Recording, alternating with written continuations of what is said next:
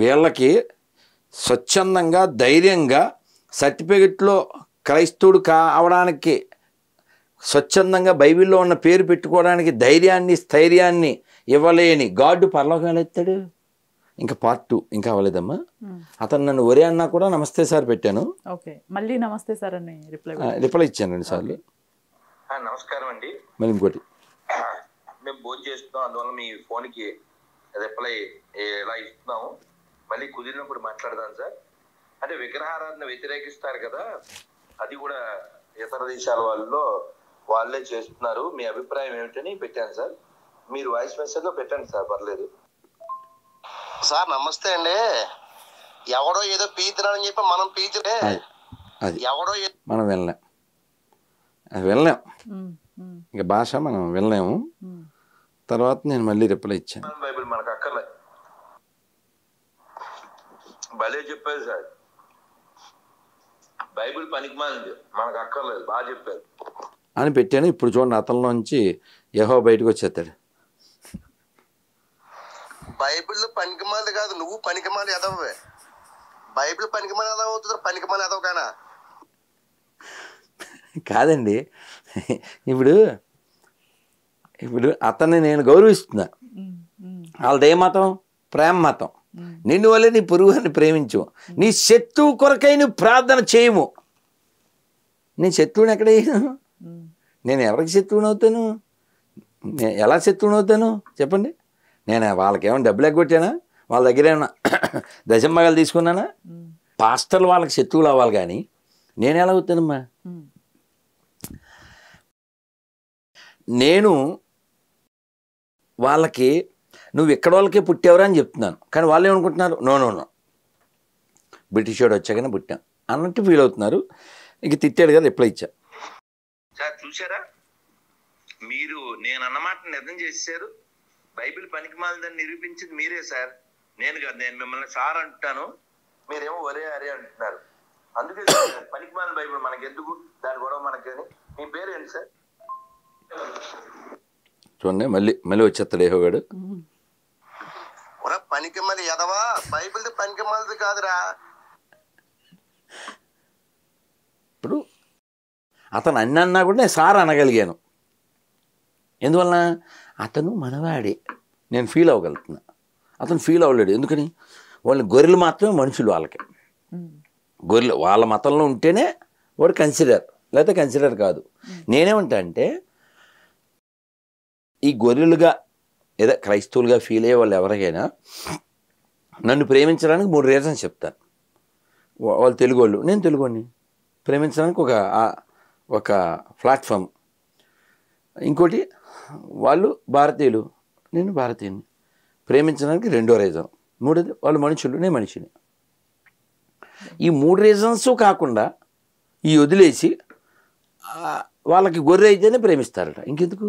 నిన్ను వలే పొరుగు అని ప్రేమించమంటే పొరుగు గొర్రెనే ప్రేమించాలి. ఎందుకది? అది చూడమ్మా. సరే, ఇంకా అలా వాయిశారు కదా, ఇంకా నేనేం చేస్తాను, కొంచెం కటుగా.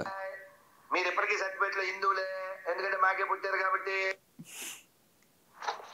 సార్ మీరు గమనించారా, మీరు ఇన్నిసార్లు తిట్టారు, నేనేమో మిమ్మల్ని సార్ అంటున్నాను.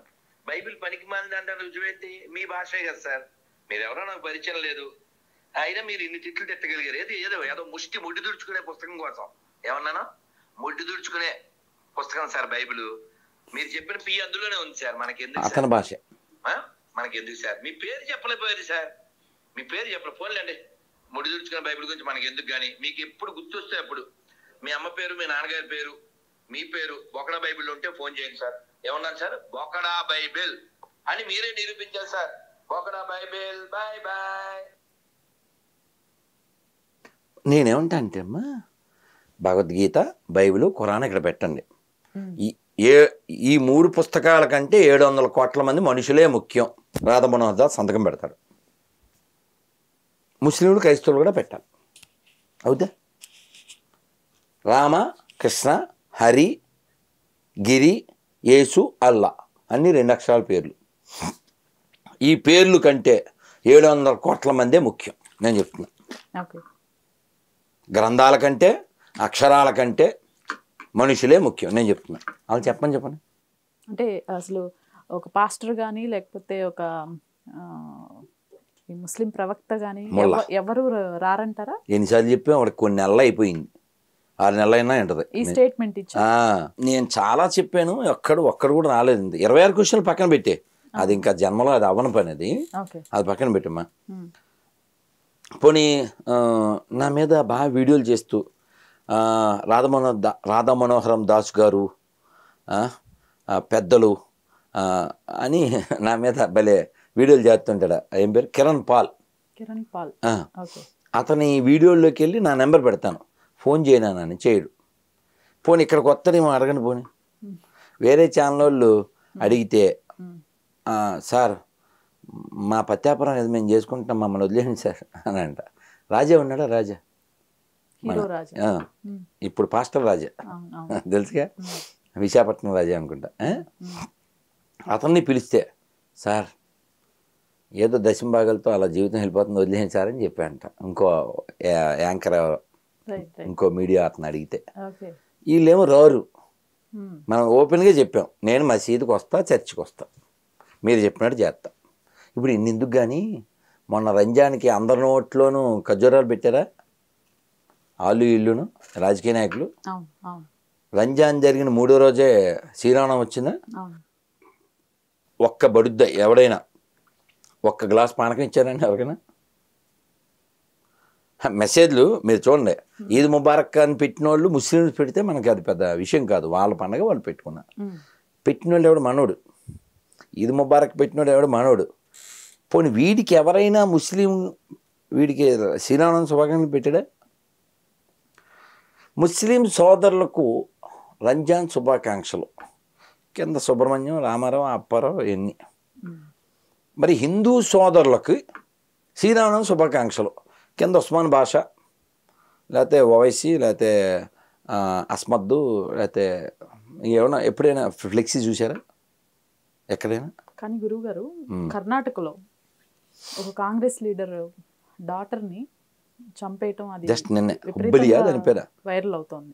జస్ట్ నిన్న అనుకుంటా, నిన్న పొలిటీషియన్ కూతుర్ని. అది కూడా వాళ్ళ గవర్నమెంట్ ఉంది, వాళ్ళ గవర్నమెంట్ ఉండగా రూలింగ్ లో ఉండగా అసలు ఎలా తీసుకోవచ్చు దీన్ని?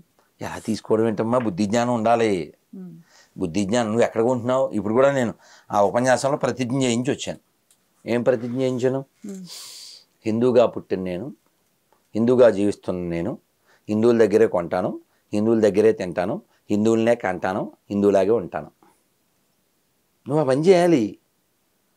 మీకు విషయం చెప్తే బాగా పట్టుకుంటారు. ముస్లిం కుర్రోళ్ళందరూ జిమ్ముల్లో ఉన్నారు, హిందువుల కుర్రోళ్ళంతా పబ్బుల్లో ఉన్నారు. ఓకే, ఇది ఒక బలహీనత కదా.